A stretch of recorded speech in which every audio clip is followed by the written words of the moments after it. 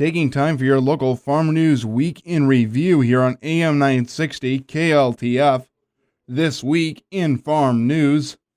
In January, the USDA's National Agricultural Statistics Service will survey more than 40,000 cattle operations nationwide to provide an up-to-date measure of U.S. cattle inventories.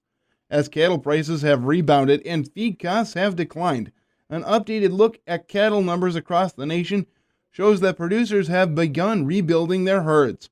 All cattle and calves in the United States as of January 1st of this year totaled 89.8 million head, and that's 1% above the total in 2014.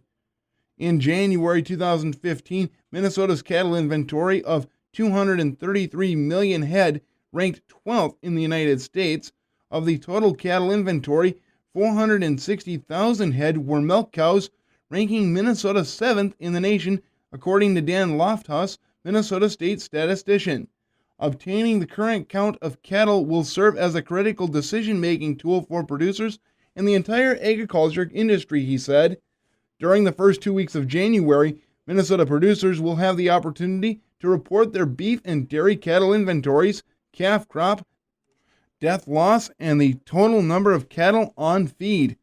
This information helps producers make timely, informed marketing decisions and plan for herd expansion or reduction, he says. Additionally, the information producers provide helps promote exports and informs the public, policymakers about the industry, and projects future slaughter volumes.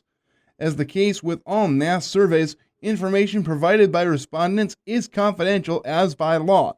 NASS safeguards the privacy of all responses and only publishes state and national level data, ensuring that no individual producer or operation can be identified. The January cattle report will be released on January 29th.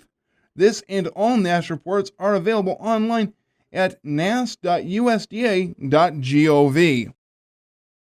Chemical giants Dow and DuPont have announced an all-stock merger that will create a new $130 billion company.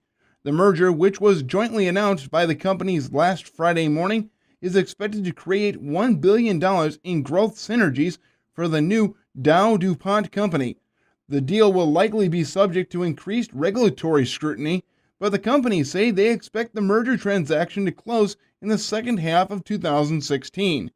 Once the two companies are combined, they plan to pursue a separation into three independent, publicly traded companies 18 to 24 months after receiving regulatory approval.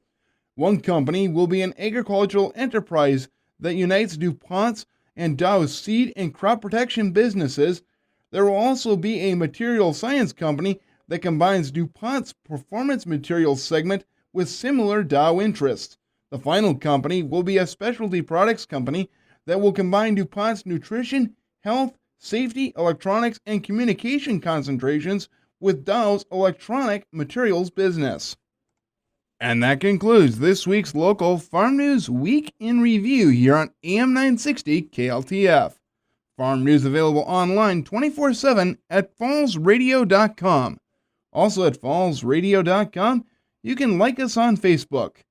This is Farm Director Scott Colomb saying, thanks for listening.